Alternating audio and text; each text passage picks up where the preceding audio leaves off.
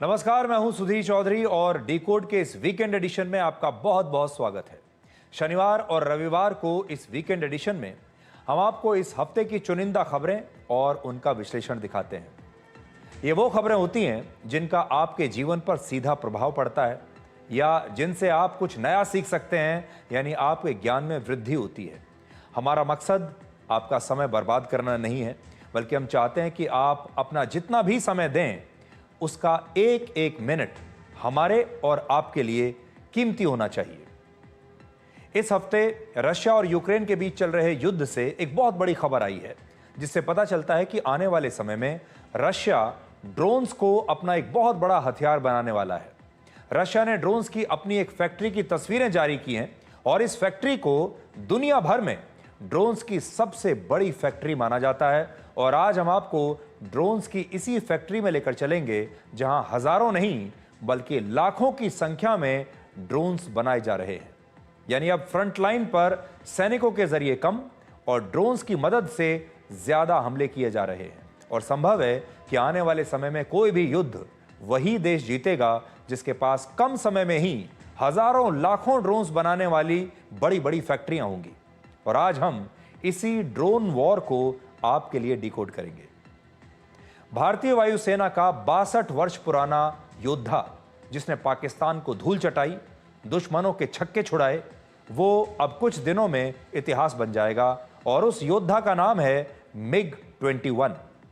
इसे मिग इसलिए कहा जाता है क्योंकि इसका निर्माण करने वाली कंपनी का नाम है मिकोयान गुरेविच। आज हम आपको इस फाइटर जेट के रिटायरमेंट प्लान के बारे में बताएंगे। भले ही अब MiG-21 की आवाज, इसकी दहाड़ आसमान में सुनाई नहीं देगी, लेकिन पाकिस्तान इसे कभी भूल नहीं पाएगा। और आखिर में हम आपकी मुलाकात इमरान खान के करण अर्जुन से करवाएंगे। वर्ष 1995 में एक फिल्म आई थी जिसका नाम था करण अर्जुन। इस फिल्म का बड़ा मशहूर डायलॉग है, मेरे करण अर्जुन आएंगे। लेकिन अब यही डायलॉग पाकिस्तान की जेल में बंद इमरान खान दोहरा रहे हैं, इस उम्मीद में कि उनके करण अर्जुन यानी उनके दोनों बेटे सुलेमान और कासिम एक दिन लंदन छोड़कर पाकिस्तान आएंगे और फिर अपने पिता इमरान खान को पाकिस्तान की जेल से रिहा करवाएंगे। रशिया और यूक्रेन के बीच युद्ध से एक खबर आपके लिए आई है और रशिया ने अपनी एक फैक्ट्री की तस्वीरें अभी जारी की हैं जहां हजारों ड्रोन्स बनाए जा रहे हैं। यानी फौज के बदले ड्रोन फैक्ट्रियों की मदद से यह युद्ध लड़ा जा रहा है। और यह भी संभव है कि आने वाले समय में यह युद्ध वही देश जीतेगा जिसके पास कम समय में हजारों और लाखों की तादाद में ड्रोन्स का निर्माण करने वाली बड़ी बड़ी फैक्ट्रियां होंगी। और आज हम युद्ध के इसी आधुनिक और नए तरीके को आपके लिए डिकोड करेंगे।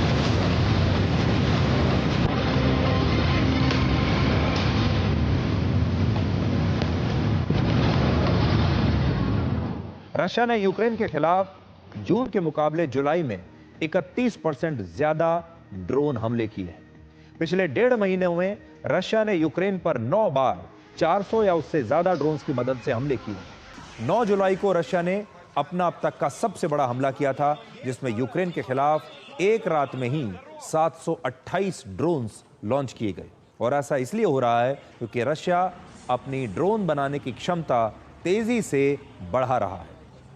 रशिया के रक्षा मंत्रालय ने अपनी एक ड्रोन फैक्ट्री का वीडियो जारी किया है। यह वीडियो आज हमारे पास है, आपको दिखाएंगे। रशिया का यह दावा फैक्ट्री येलाबोगा शहर में है। यह यूक्रेन से करीब 1178 किलोमीटर की दूरी पर है और रशिया की यह ड्रोन फैक्ट्री लगातार यूक्रेन के निशाने पर रही है। यूक्रेन इस फैक्ट्री को नष्ट करना चाहता है पहले दिन से ही यूक्रेन के हमलों से, ताकि रात में होने वाले हमलों के दौरान इन ड्रोन्स के जरिए यूक्रेन पर हमले कर रहा है।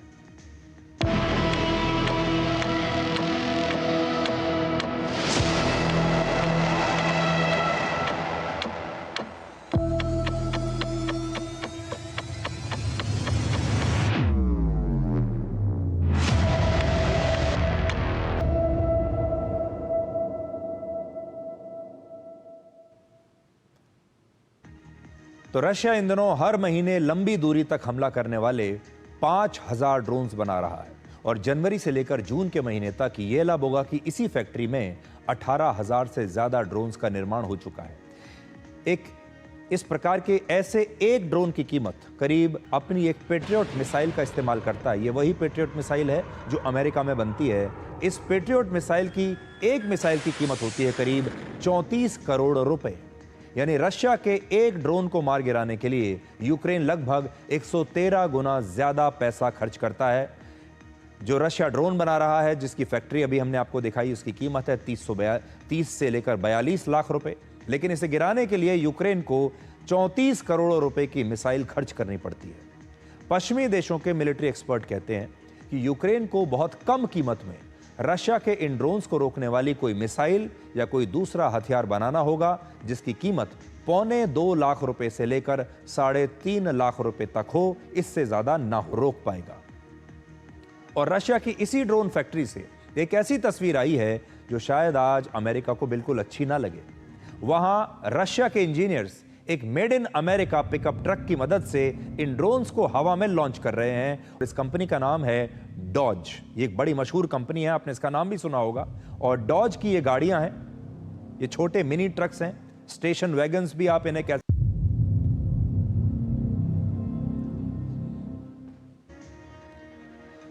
अब यह दावा किया गया है कि ऐसी ड्रोन फैक्ट्रियों की मदद से रशिया आने वाले समय में हर दिन यूक्रेन पर 1000 ड्रोन से हमला कर पाएगा। सोचिए, जुलाई में रशिया के औसत हमलों में 400, 500 या फिर 700 ड्रोन्स का इस्तेमाल हो रहा है एक हमले में।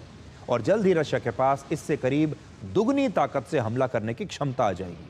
और जर्मनी के एक बड़े सैन्य अधिकारी ने यह दावा किया कि रशिया नवंबर के महीने तक एक बार में 2000 ड्रोन से हमला करेगा। तो बड़ी बात आज यह है कि रशिया ने अपने इन ड्रोन्स के जरिए इस पूरे युद्ध को लड़ने की जो रणनीति है उसे बदल दिया है। अब एक नई रणनीति लेकर रशिया आया है और रशिया बड़ी संख्या में इस प्रकार के ड्रोन्स बना रहा है और उसने पूरे गेम को बदल दिया है। पूरी दुनिया। कुछ समय पहले अमेरिका के राष्ट्रपति डोनाल्ड ट्रंप ने रशिया को 50 दिन में यूक्रेन के साथ शांति समझौता करने के लिए कहा था। अब रशिया से इस पर जवाब आ गया है। रशिया ने यूक्रेन के साथ शांति समझौते के लिए 3 बड़ी शर्तें रखी हैं। पहली शर्त, यूक्रेन को अपने 4 इलाकों पर रशिया का कब्जा स्वीकार करना होगा। ये इलाके हैं डोनेस्क, लुहांस्क, ज़पोरिजिया और खेरसोन। इस समय लुहांस्क पर पूरी तरह से रशिया का कब्जा हो चुका है और बाकी के 3 इलाकों के कुछ हिस्सों पर रशिया की सेना कब्जा कर चुकी है। और वहां इस समय भी रशिया और यूक्रेन के बीच युद्ध चल रहा है। लेकिन रशिया कहता है कि पहले ये चारों इलाके यूक्रेन को छोड़ने पड़ेंगे, तब जाकर शांति का समझौता होगा। तो पहली शर्त तो ये है। दूसरी शर्त यह है कि रशिया ये चाहता है कि यूक्रेन अब नेटो में शामिल ना हो। यूक्रेन ने जो सपना देखा था नेटो देशों में शामिल होने का, उस सपने को अब यूक्रेन भूल जाए। और तीसरी शर्त यह है कि यूक्रेन को अपनी सैन्य ताकत घटानी होगी, अपनी सैन्य ताकत को कम करना होगा। हालांकि यूक्रेन ने इन सारी शर्तों को खारिज कर दिया है। बड़ी बात यह है कि इन शर्तों में कुछ भी नया नहीं है। रशिया पहले दिन से ही यही बात कह रहा है। रशिया ये कह रहा है कि उसका लक्ष्य यह है कि वो यूक्रेन से बड़े हिस्से को अपने देश में शामिल करना चाहता है, यूक्रेन से एक बड़े क्षेत्र को ले लेना चाहता है। ये उसका लक्ष्य है। आज भी वो यही कहता है कि ये 4 इलाके यूक्रेन को छोड़ने पड़ेंगे। दूसरा, ये लड़ाई शुरू क्यों हुई थी? इसीलिए तो शुरू हुई थी कि यूक्रेन नेटो का सदस्य बनना चाहता था। और आज भी रशिया यही कह रहा है कि आप नेटो का सदस्य बनने का सपना छोड़ दीजिए, कोशिश छोड़ दीजिए, तो ये युद्ध रुक जाएगा। इसलिए ये शर्तें नई नहीं हैं, ये सब कुछ पहले से ही सारी दुनिया जानती है। इसका मतलब ये है कि रशिया टस से मस होने को तैयार नहीं है। और रशिया ने यह कहा है कि जो शर्त उसने पहले दिन से लगाई है, आज भी वही शर्त है। शर्तों को वो नरम करने के लिए तैयार नहीं है और ना ही शर्तों को बदलने के लिए तैयार है। वर्ष 2025 हवाई यात्रा के लिए बहुत अशुभ साबित हो रहा है। आज रशिया के पूर्वी इलाके में एक विमान क्रैश हो गया, जिसमें यात्री और क्रू मेंबर सहित 48 लोग सवार थे और इनमें 5 बच्चे भी शामिल थे। रशिया ने एक वीडियो जारी किया है जिसमें एक पहाड़ी पर इस विमान का जला हुआ मलबा बिखरा हुआ है। अब तक मिली जानकारी के मुताबिक इस हादसे में कोई भी व्यक्ति जीवित नहीं बचा है।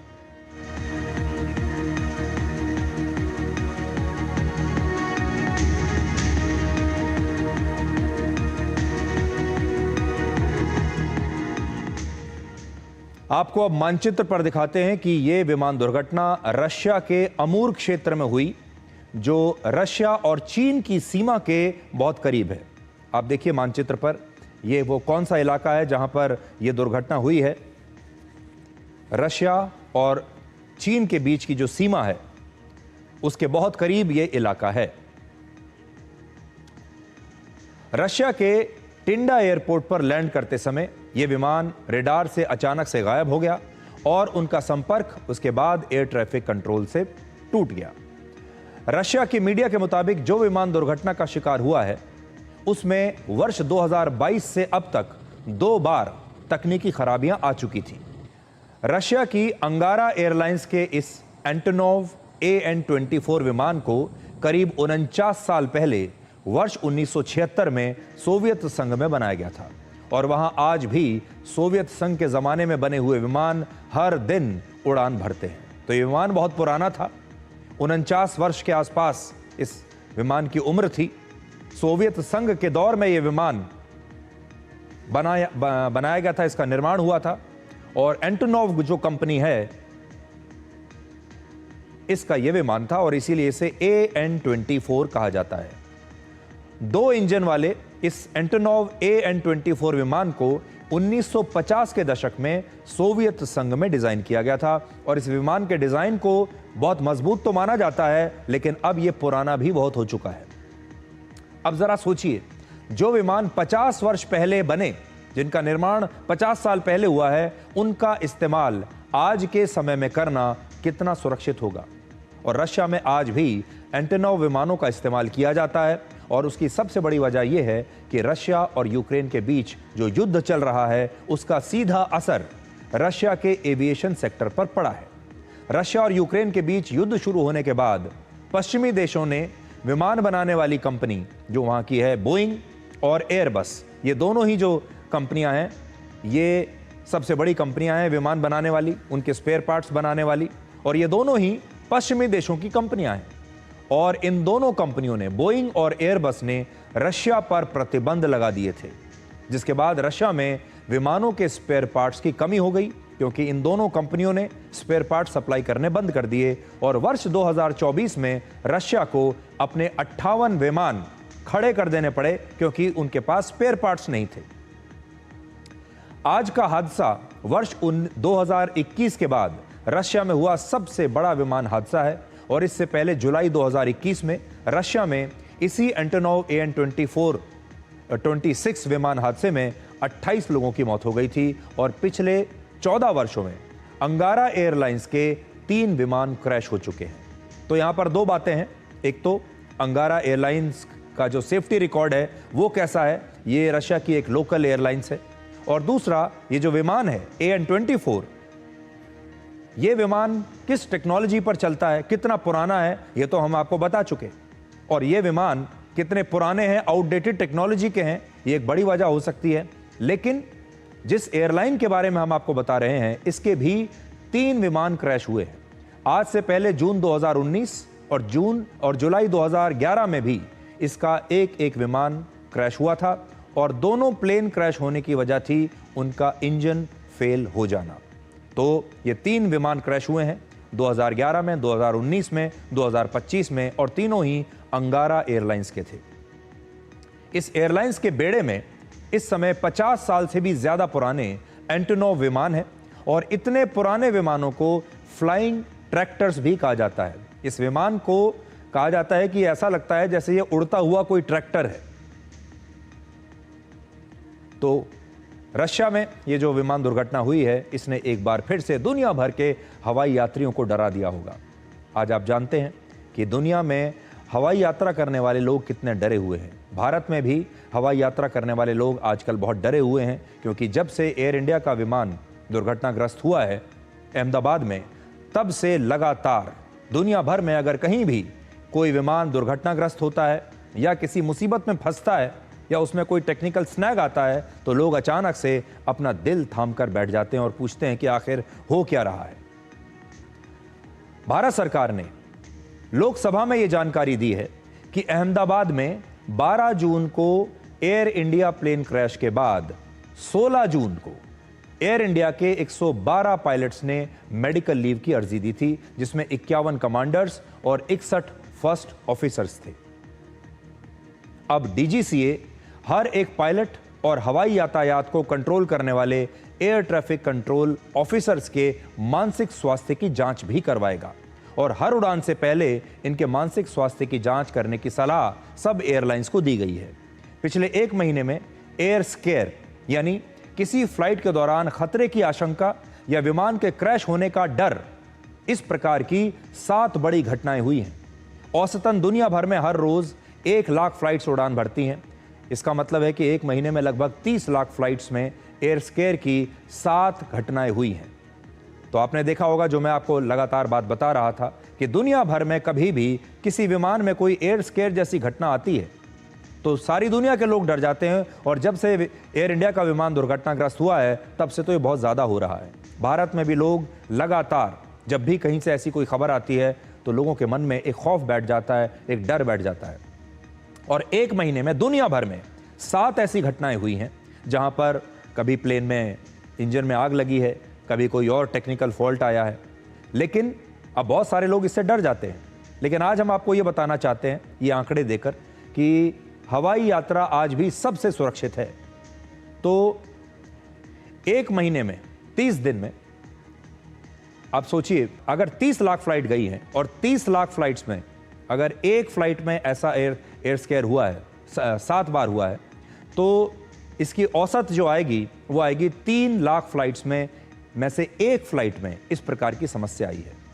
तो रेशो आप देख लीजिए, 3 लाख फ्लाइट्स में एक फ्लाइट में ऐसी समस्या आती है अगर आप औसत निकालेंगे।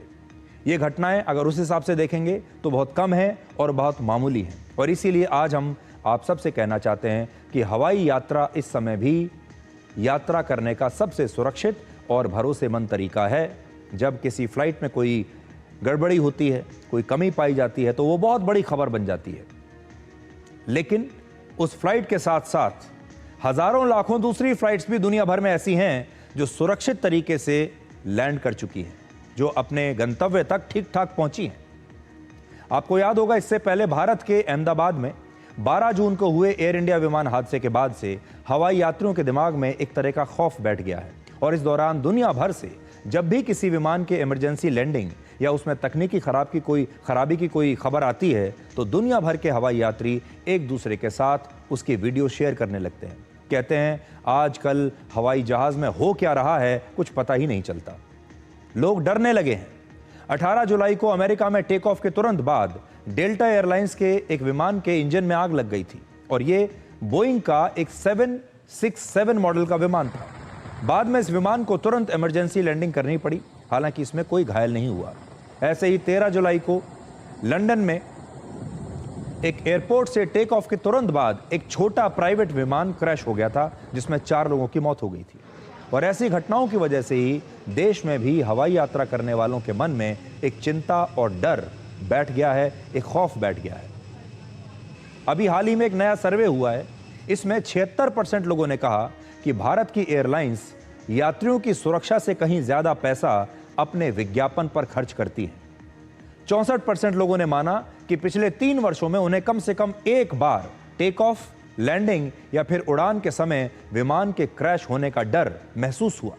और हवाई यात्रा करने वाले हर 10 में से 4 भारतीय अब टिकट बुक कराते समय ये जरूर जानना चाहते हैं कि वो जिस विमान से यात्रा करेंगे वो विमान किस कंपनी और किस मॉडल का है। वो जानना चाहते हैं कि ये बोइंग का विमान है, एयरबस का विमान है, किसी और कंपनी का विमान है और उसका सेफ्टी रिकॉर्ड कैसा है। तो कितनी बड़ी जागरूकता अब आ रही है लोगों के मन में।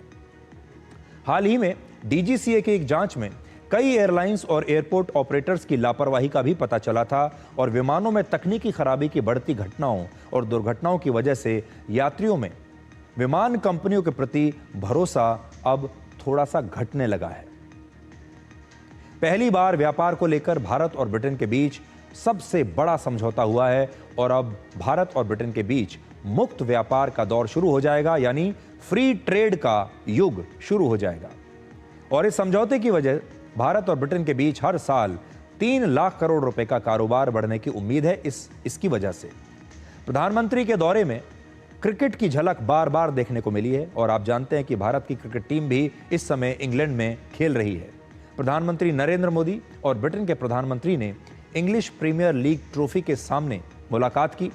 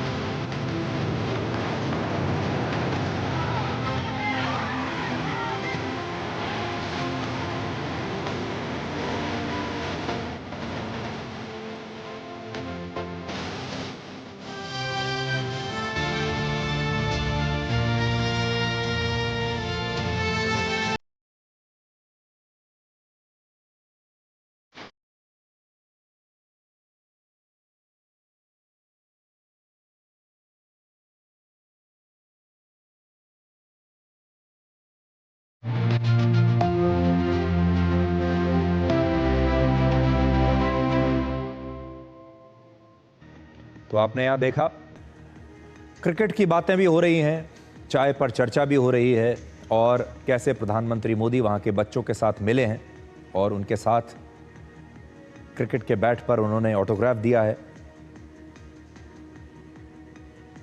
भारत और ब्रिटेन के बीच फ्री ट्रेड एग्रीमेंट यानी एफटीए पर हस्ताक्षर हुए हैं और इसके बारे में आप सबको जानना चाहिए।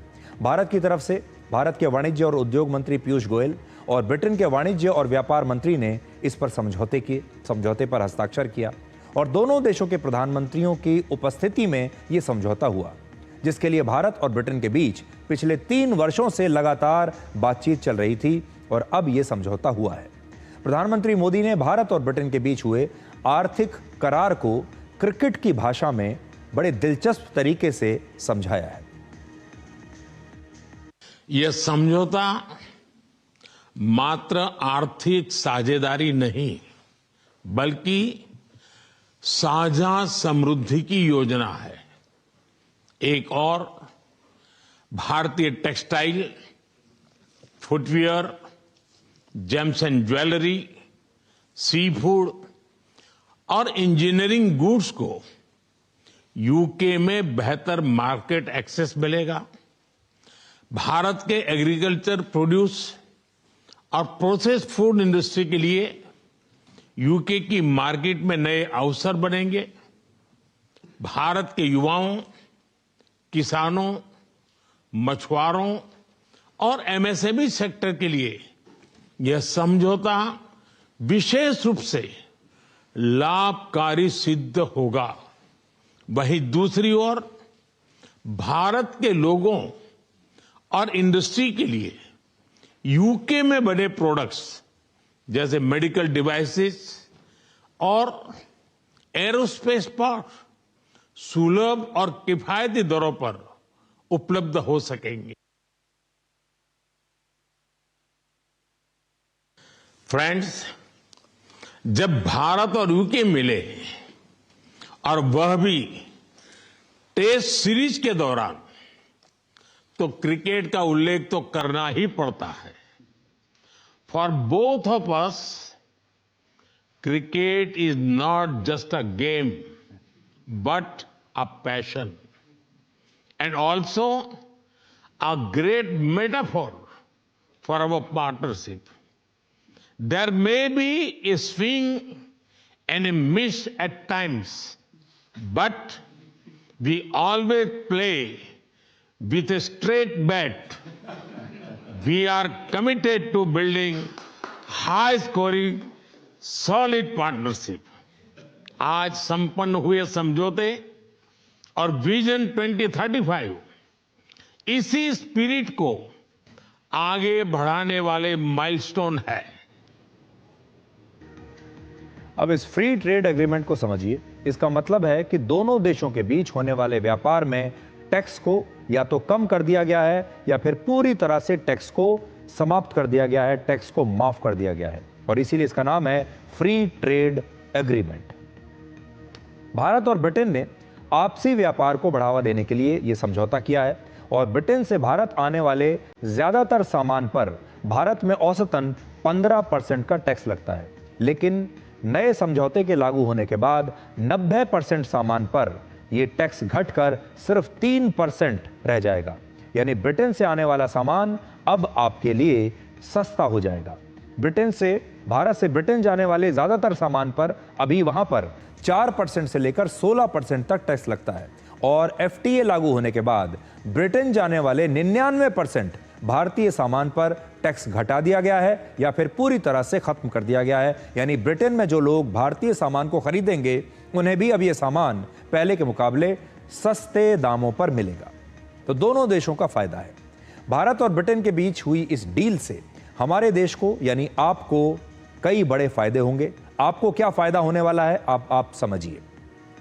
पहला, भारत के टेक्सटाइल, लेदर, फुटवेयर, ज्वेलरी और ऑटो पार्ट्स इंडस्ट्री को इस समझौते से काफी बढ़ावा मिलेगा, काफी फायदा मिलेगा। दूसरा, ब्रिटेन अब भारत में निवेश बढ़ाएगा।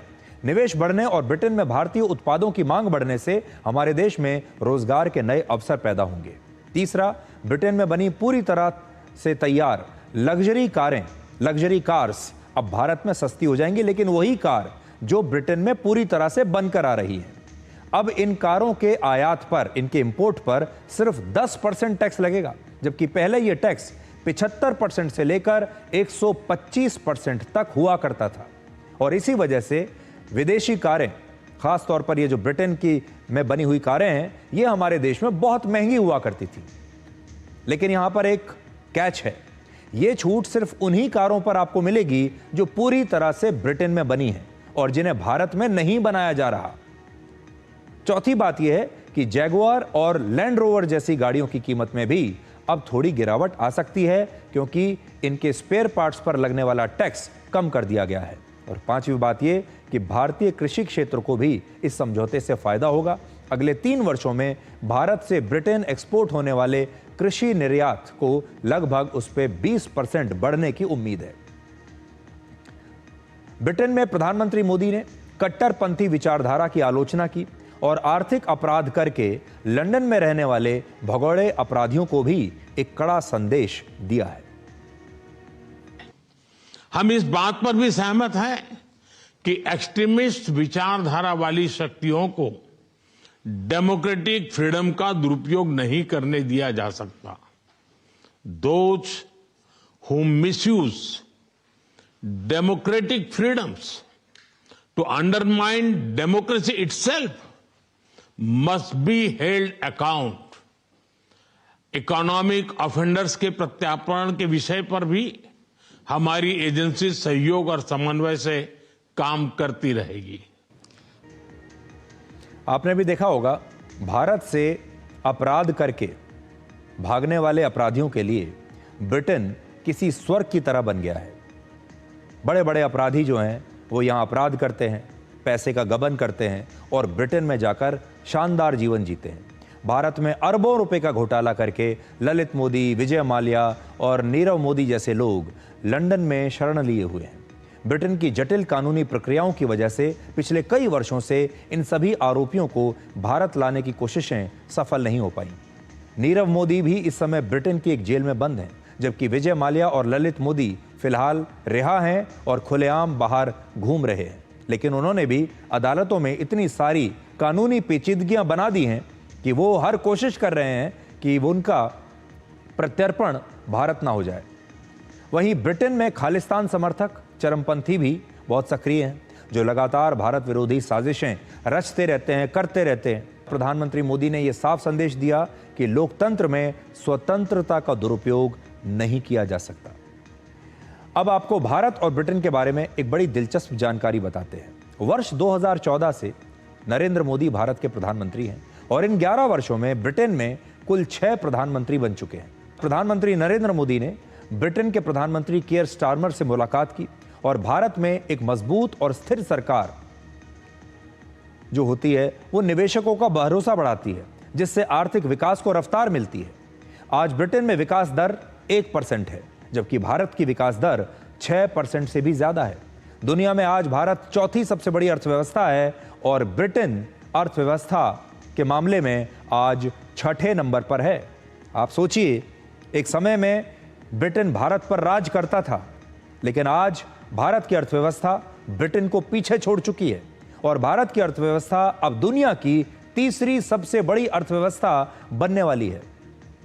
अमेरिका की एक बड़ी फाइनेंशियल कंपनी मॉर्गन स्टैनली का यह कहना है कि वर्ष 2028 तक, यानी अब से सिर्फ 3 साल बाद, भारत दुनिया की तीसरी सबसे बड़ी अर्थव्यवस्था बन जाएगा। और इस रिपोर्ट के मुताबिक अगले 10 वर्ष में भारत की अर्थव्यवस्था $10 ट्रिलियन से ज्यादा की हो जाएगी, यानी लगभग 900 लाख करोड़ रुपए की।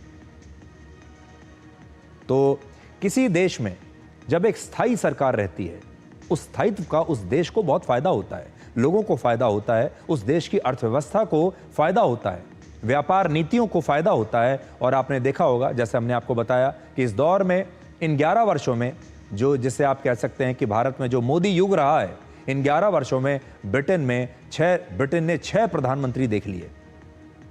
भारतीय वायुसेना के एक पुराने योद्धा यानी मिग-21 फाइटर जेट के रिटायरमेंट प्लान को आपके लिए डिकोड करेंगे, जिसने वर्ष 1965 में भारत और पाकिस्तान के युद्ध में पाकिस्तान का जमकर मुकाबला किया था। 1971 में पाकिस्तान को 2 टुकड़ों में तोड़ने में बहुत मदद की थी। इसके बाद 2019 में भी बालाकोट हमले के बाद इसने पाकिस्तान के हमलों से भारत की सीमाओं की रक्षा की थी। बहुत पुराना साथी है हमारा।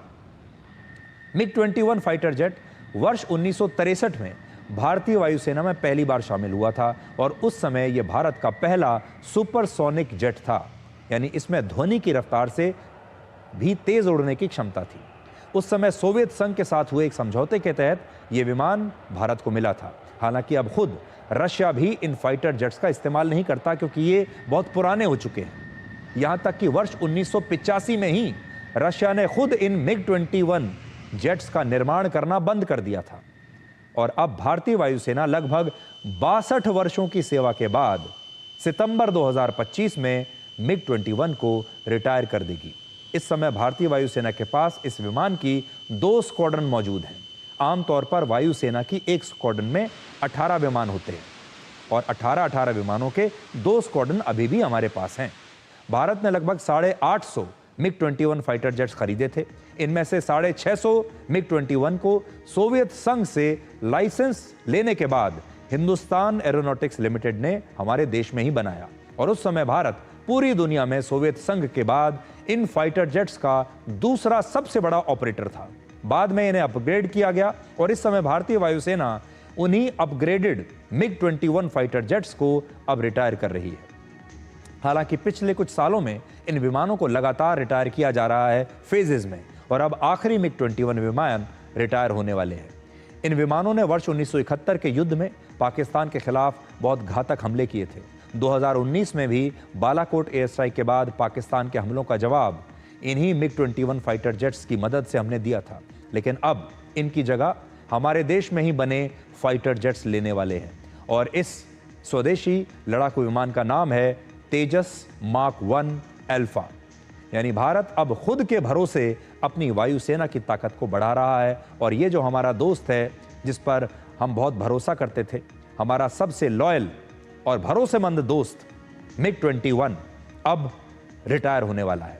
सोचिए, कोई व्यक्ति जब 60 या 65 वर्ष की उम्र में अपनी नौकरी से रिटायर होता है तो वो 40 या 45 वर्षों की सेवा देता है। लेकिन इस विमान ने तो 62 वर्षों तक हमारी वायुसेना में अपनी ड्यूटी की है और अब इस उम्र में ये रिटायर होने वाला है। इसलिए आज अगर आप चाहें तो मिग-21 को आप धन्यवाद दे सकते हैं। हालांकि ये विवादों में भी रहा, अलग अलग विमान दुर्घटनाएं इस दौरान होती रहीं, जिनकी वजह से MiG-21 पर भी सवाल उठे। लेकिन उस समय भारत के पास कोई विकल्प नहीं था और इसीलिए भारतीय वायुसेना इन्हें लगातार उड़ाती रही, इनका इस्तेमाल करती रही। जबकि जैसा मैंने आपको बताया, ये बहुत पुरानी टेक्नोलॉजी है। रशिया भी इन्हें बनाना बंद कर चुका है, लेकिन हम आज भी इन्हें इस्तेमाल कर रहे हैं। इसलिए आज आप इस विमान के फेयरवेल को प्लान कर सकते हैं और इसे धन्यवाद दे सकते हैं। आपको याद होगा, आज से 30 साल पहले यानी वर्ष 1995 में भारत में एक बड़ी सुपरहिट फिल्म आई थी जिसका नाम था करण अर्जुन।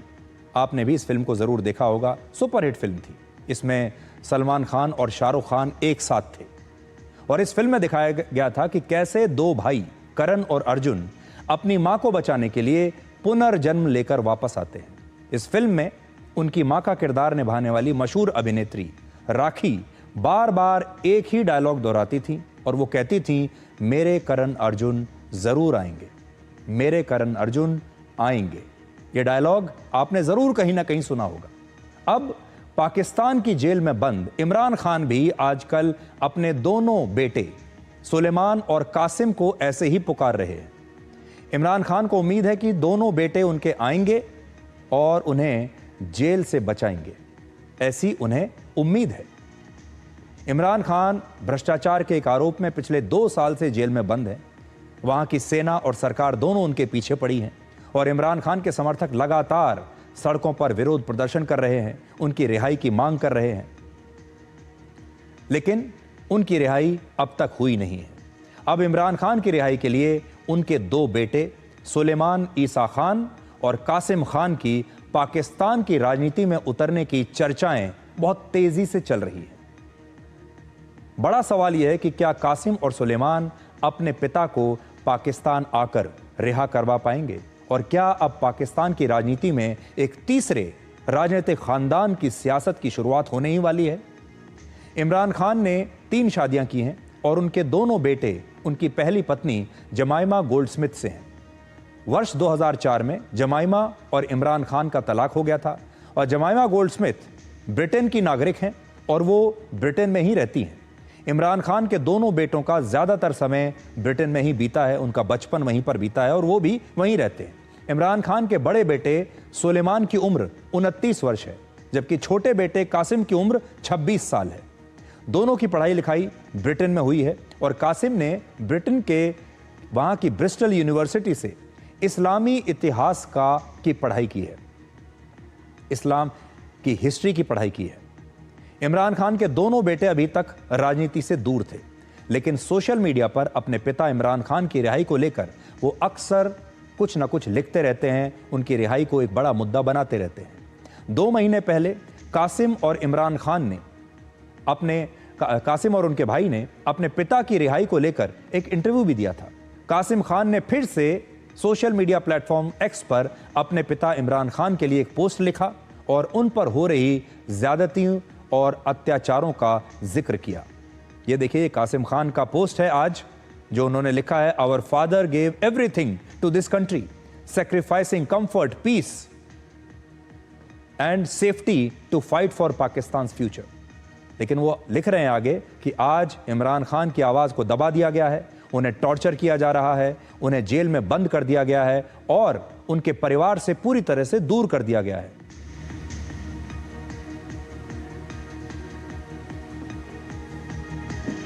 इससे पहले इमरान खान की पूर्व पत्नी और इन दोनों बच्चों की मां जमाइमा गोल्डस्मिथ ने भी सोशल मीडिया पर लिखा था कि मेरे बेटों को अपने पिता से फोन पर बात करने की भी अनुमति नहीं दी जा रही है।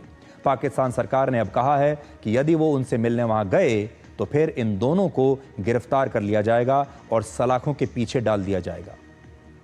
इस पोस्ट को अगर आप पढ़ें तो इससे स्पष्ट होता है कि इमरान खान के दोनों बेटे शायद पाकिस्तान जाने की तैयारी कर रहे हैं। अब यह स्पष्ट नहीं है कि वो सिर्फ इमरान खान से मिलने जाना चाहते हैं या फिर वहीं रहकर इमरान खान की रिहाई के लिए काम करना चाहते हैं। राजनीति के जरिए इमरान खान को रिहा कराकर वहां की सरकार पर दबाव डालना चाहते हैं। कासिम और सुलेमान पर अमेरिका के राष्ट्रपति और वहां के प्रशासन की भी नजर है, डोनाल्ड ट्रंप की भी उन पर नजर है।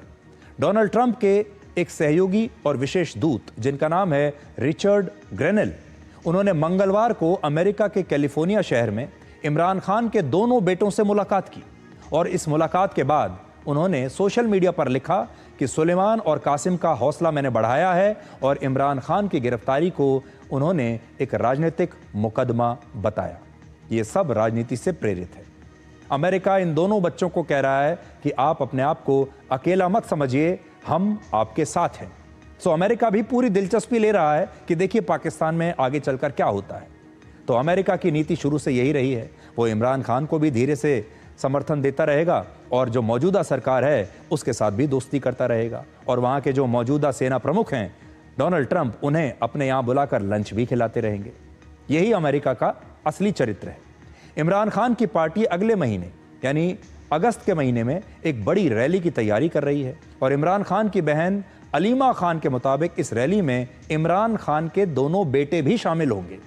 इमरान खान के बेटों के राजनीति में उतरने पर पाकिस्तान में अब एक और राजनीतिक खानदान की शुरुआत हो सकती है। इस समय पाकिस्तान में दो बड़े खानदान हैं राजनीति में और इन दोनों खानदानी पार्टियों के मजबूत होने में वहां की सेना ही जिम्मेदार भी है। पाकिस्तान का जो पहला राजनीतिक बड़ा खानदान है वो है भुट्टो खानदान। इसमें पहली पीढ़ी के नेता थे जुल्फिकार अली भुट्टो, जिन्होंने पाकिस्तान पीपल्स पार्टी की स्थापना की थी। जुल्फिकार अली भुट्टो पाकिस्तान के राष्ट्रपति और प्रधानमंत्री दोनों पदों पर रहे और फिर 1979 में सेना के शासन के दौरान उन्हें फांसी दे दी गई। जुल्फिकार अली भुट्टो की बेटी बेनजीर भुट्टो पाकिस्तान की राजनीति में सक्रिय रही, 2 बार पाकिस्तान की प्रधानमंत्री बनी, लेकिन 2007 में उनकी भी हत्या कर दी गई। बेनजीर भुट्टो के पति आसिफ अली जरदारी भी राजनीति में सक्रिय हुए और इस समय वो पाकिस्तान के राष्ट्रपति हैं। बेनजीर के बेटे बिलावल भुट्टो इस समय पाकिस्तान पीपल्स पार्टी के अध्यक्ष हैं और इससे पहले वो विदेश मंत्री भी रह चुके हैं। पाकिस्तान का जो दूसरा खानदान है, राजनीतिक खानदान, वो है शरीफ खानदान।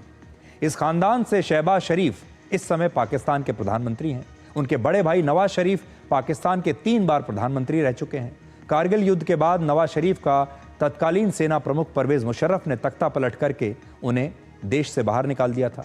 नवाज शरीफ की बेटी मरियम नवाज इस समय पंजाब प्रांत की मुख्यमंत्री है और इमरान खान की पार्टी का आरोप है कि सेना की वजह से इमरान खान आज भी बेकसूर होते हुए भी जेल में बंद हैं। ऐसे में अगर इमरान खान के बेटे राजनीति में आते हैं तो पाकिस्तान में एक और खानदानी पार्टी की शुरुआत हो सकती है। पाकिस्तान की जो राजनीति है उसमें एक रीअलाइनमेंट हो सकता है और ये एक बहुत बड़ी बात होगी अगर इमरान खान के दोनों बेटे पाकिस्तान की राजनीति में प्रवेश करने का ऐलान अगर कर देते हैं तो फिर इससे पाकिस्तान में इमरान खान की पार्टी को एक नई मजबूती मिलेगी और हो सकता है कि ये शरीफ खानदान के लिए एक बुरी खबर हो। और इसीलिए भारत के परिप्रेक्ष्य में अगर हम देखें तो इसीलिए हमने कहा कि हो सकता है कि इमरान खान के करण और अर्जुन अब उन्हें बचाने के लिए पाकिस्तान पहुंच जाए। तो आज के लिए डिकोड में इतना ही। अब आपसे हमारी अगली मुलाकात होगी कल रात 9 बजे, जब हम आपको डिकोड का संडे एडिशन दिखाएंगे। तब तक आप खुश रहिए, सुरक्षित रहिए, स्वस्थ रहिए। नमस्कार।